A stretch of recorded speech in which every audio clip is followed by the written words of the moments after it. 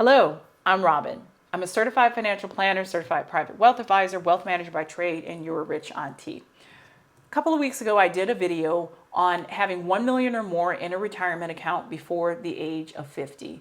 It was titled, What to Do If You Have Too Much Money, Way Too Much Money in a Retirement Account. I received a follow-up email asking exactly what steps would I follow if I have 1 million or more in a retirement account under age of 50. I'm going to share that with you today. Stay with me. First things first, I would tell a person you really should consider hiring a certified financial planner to review your retirement plan with you.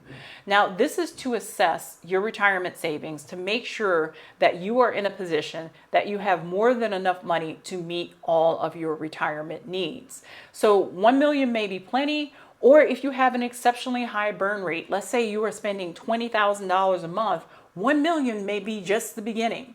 So a certified financial planner can sit down, develop a retirement plan, and look at all scenarios with you and tell you whether the amount of money that you have saved by the age of 50 is more than sufficient, or maybe you need to save for retirement a little longer. It's an important step. A lot of people don't want to work with a financial advisor because it's intimidating. I get it, but it's a necessary step in order to be able to pull back on your retirement savings. Number two, I would say keep contributing to your work retirement plan up to the match. Now, if someone has $1 million in their retirement account by age 50, typically they've been maxing out their retirement saving for decades at this point. They've been going pedal to the metal, full throttle, 10, 20 or more years. Okay. What I'm saying is don't completely take your foot off the pedal, but contribute up to the match, because the match is free money given away by your company. So if your company is generous enough to do a 6% match of your salary, you're going to do a 6% contribution to your retirement account and nothing more. Now, this takes a little time because people sometimes don't know what their company is contributing. So you may have to look through your HR information or contact HR to find out about their contribution policies. Their contribution may not be immediately vested from the company. You have to do a little research with this, but typically for most people, contributions make sense up to the contribution match, even if you have $1 million or more in a retirement account before the age of 50. Third thing that I would say is if your matches are all, or your contributions are all traditional, consider switching your contributions from traditional IRA to Roth IRA. So most companies, when they do a match, it will be considered a traditional match. There are a handful of companies that do Roth matching, but you have to understand that money is taxed to you as income. So it may be a bit more complicated. If your company is making Roth contributions, it's exceptionally rare. So for most people, their company are going to make a traditional 401k contribution while you as the employee make a Roth 401k contribution. The fourth thing I would say is come up with a plan to potentially Rothize your retirement money before you start taking withdrawals.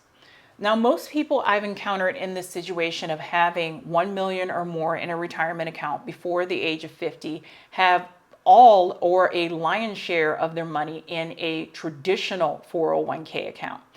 That's all good and well, but they're going to lose anywhere from 20 to 40% off the top in state and federal taxes.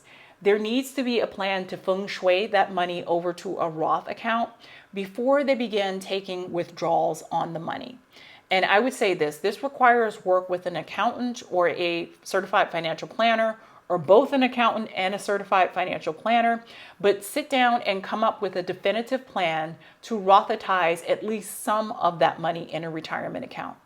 I myself, if I have a client who's age 50 and has 1.1 million in a retirement account, and they're in a high earning profession and planning to stay in that high earning profession until they're 65, what we may do is wait until age 65 to begin Rothizing the account. We may do it over a 5-year period of time, and we may wait to take Social Security until age 70.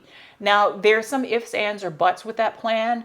Rules may change from Congress In the meantime, that may not allow the Rothization process to occur, but we will come up with some plan of action and a backup plan of action to Rothize some of that money or even all that money if every single cent is in a traditional 401k or traditional IRA account. Next, I would say if you start contributing to Roth and you start contributing up to the company max and you still find that there is excess money, what I would say is that perhaps we need to open an individual brokerage account in your name. Now, an individual brokerage account is just a plain vanilla individual brokerage account that is in your name. You're able to access that account before 59 and a half. The growth on whatever investment is taxed, but it's taxed at capital gains and not ordinary income. So many of my clients that retire early, in fact, I would say all of my clients that have retired early have individual brokerage accounts where they hold assets such as stocks, bonds, mutual funds, ETFs, whatever. And basically they use that as a backstop to the backstop of an emergency fund. If they need to take it out, or maybe they're doing something where they need a significant amount of money, they decide they want to buy a home in retirement, they're getting an RV, they're buying a boat or something like that. There's certain things that we can do with that money that we can't do with retirement accounts. A good example of that is margin. And I'm not going to go into detail what margin is and how margin works, but you can margin, you can look up margin. You can margin an individual brokerage account, but you cannot margin a Roth account or a traditional IRA account. So an individual brokerage account and putting a couple of $1,000 away every single year just to top out your savings for the future can really give you some latitude or flexibility in retirement and set you up to really have a secure retirement in the future. So that's what I would say. If you have excess, consider an individual brokerage account. Okay.